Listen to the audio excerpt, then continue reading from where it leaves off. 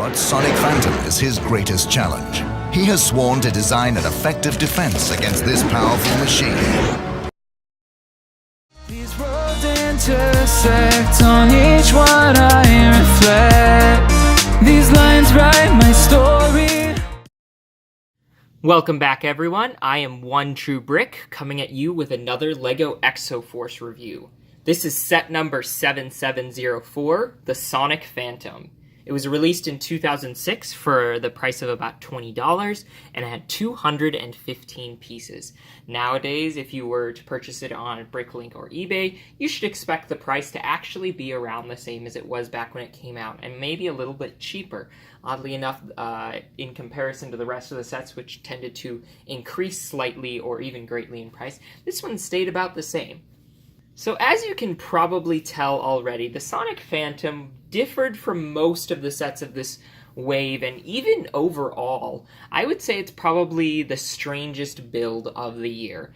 Unlike most of the other sets that include at least one battle machine, if not multiple battle machines with lots of articulation, this is just one single build with very little movable parts in terms of legs or arms. In fact, the only thing that's really notable that you can move are these giant wings off the sides. You can kind of lift them up and maybe give it a more intimidating look, but for the most part, there isn't a whole lot of moving parts in the way that you'd expect. However, that doesn't mean that it is not full of play features, which it absolutely is.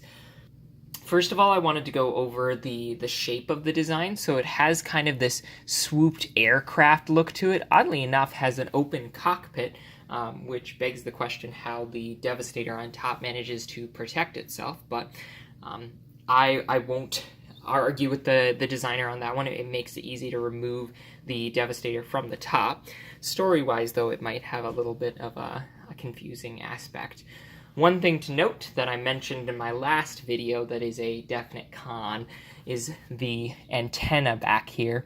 Unfortunately, despite having a more blocky design to it, it still unfortunately has some parts that are likely to fall off, the most notably of which is this antenna if you were to bump it. In fact, the entire back piece, as you can see, has a tendency to fall off, and that means that if you're not careful, you'll end up having to replace this antenna piece. These wings, while they do tend to be sturdy, do also have a tendency to kind of pop off like this. I'm actually having some difficulty getting it off, but I have had experiences where when storing it, these pieces will come off like so. And then also these parts have a tendency to collapse in on itself. So unfortunately, that's kind of just how things go when you have a larger design and limited number of pieces. But I will say, despite the lack of articulation in the model, there is still definitely a large amount of play features included. As soon as I get this back on, I will show you guys. There we go. So probably the most interesting aspect of this model is the way that you are probably intended to hold it. Well, it doesn't outright say in the instructions how you're supposed to hold it. It comes pretty naturally. There's a handle back here that you can grab onto to kind of swoop it around, and if you look closely enough, underneath there is a trigger piece right here. And if you pull it, you get this happening. There's a missile in the front that gives it a bit of a play feature. You can fire it to knock down enemies. And then if your missile is gone, you can continue pulling the trigger, and it will actually press down on this light brick up here and fire a laser. I think that was a pretty nice way of designing things. However, I will say, unfortunately, because of the way that the mechanism works, this laser piece is actually not attached in any way. So, unfortunately, one of the things that you kind of expect to be able to do is make it fly and flip over, but you have that piece falling out. So that takes away some of the nice playability that you'd normally get from this set, and I think that is a bit of a con in the design. I would say this set is a really good set to hang from the ceiling, once again, right side up. It kind of has that, like, intimidating flying feel that you'd get from a helicopter or a plane, and I definitely recommend mounting this set if you're setting up a scene with your models.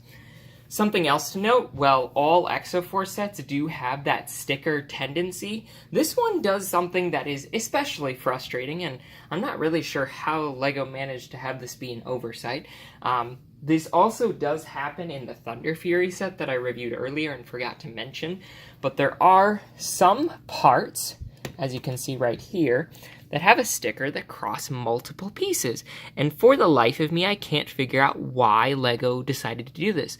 If you want to build a mock or take the set apart, you have this issue right here. There's a sticker holding these two pieces together. So you are either restricted to using this as though it were one piece, or you have to peel off the sticker or even, heaven forbid, cut it off. Which means that if you were to resell the set or want to rebuild it again later, you are going to have that cut piece unless you wanted to keep them together. So that's especially frustrating.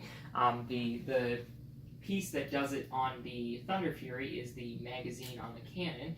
It has these parts right here where it's two tiles with a sticker holding it together, and I think it was a major oversight by the creator to not have those be separate stickers, so I wish they would have changed that. So, of course, we should take a look at the minifigure here. So, like the other Devastators in previous models, this one has its own special color. And this one is my personal favorite. It's a green one. This is considered to be the special ops version of the Devastator. It has a dual injected green and silver mold right there. And once again, you have this same design where the shoulders move, hands move, legs move. Keep in mind, if you're mocking, that there are no studs on the back of the legs, and the legs don't fold up completely, so you will have to come up with a creative way of getting them to attach if they're not standing up straight. And then, in addition to that, notice the Devastator in there does not have an axle in the eyes. I still cannot, for the life of me, figure out why certain ones do and certain ones don't, but keep in mind when you get this one that it is missing the eyepiece. One of the biggest appeals of these Exo-Force sets is their ability to have alternative models and combo models. Unfortunately, once you get into some of the larger sets, they don't have as many combo models available. So this particular set is actually only available to have one single alternative model, which still is not a bad thing. I think the original set is very nice, and I think the alternative model is a nice option for you to build. I do wish that they had a combo model available, maybe for combining it with either Supernova or perhaps the Gate Assault set, which I will be looking at next week. So one of the things that I like to do when reviewing these sets is taking a look at the story-related content to them. So the Sonic Phantom is arguably the most dangerous flying battle machine, even into the later half of the era. There wasn't really anything that the robots built for air combat that was necessary, because this one still maintained its dangerous capabilities. Up until then, most human pilots weren't capable of beating one. In fact, it wasn't until about halfway through the year that Hikaru was able to defeat one of them in his Stealth Hunter, and had to take several risks in order to capably do that. And probably the reason why it is so intimidating was because it wasn't actually built by the robots, it was built by Takeshi's father. Takeshi is the pilot of the Grand Titan, and Takeshi's father was kidnapped by the robots and forced to design battle machines, and as a result, some of the later year battle machines were a little bit more intimidating, but this one in particular was known for being built by him, and thus a little bit more dangerous and capable like the human battle machines were. It was the primary motivating force for Ryo to design a new battle machine. Every time he saw one of these in combat, he wished he had a way of defeating them, because the Exo-Force team hadn't really come up with a way to capably defeat them without putting themselves in great amounts of danger or using several enemy battle machines in order to fight them off. And so he developed the mobile defense tank, which I will be taking a look at later on down the line. But it was specifically designed with the parameters of being able to defeat these Sonic Phantoms in mind. Later in the year, it was shown that these Sonic Phantoms had a special piece of technology called sonic amplification. I'm actually really surprised they didn't use this earlier on in combat, but during the final showdown with the Striking Venom of that year, the Sonic Phantom showed to have a special transmitter that would blast sound waves at an enemy battle machine, and this, first of all, would deafen the pilot, making them less able to focus in combat, and also had the added bonus of potentially damaging or shattering parts of the enemy battle machine. So overall, story-wise, this particular vehicle was probably one of the most intimidating. It is just a shame that the set wasn't quite as well designed, in my opinion. I think they probably could have thought through not having this fall off a little bit more easily. They probably could have made sure the antenna didn't fall off, and probably could have added a little bit more functionality when designing it. So that concludes my review.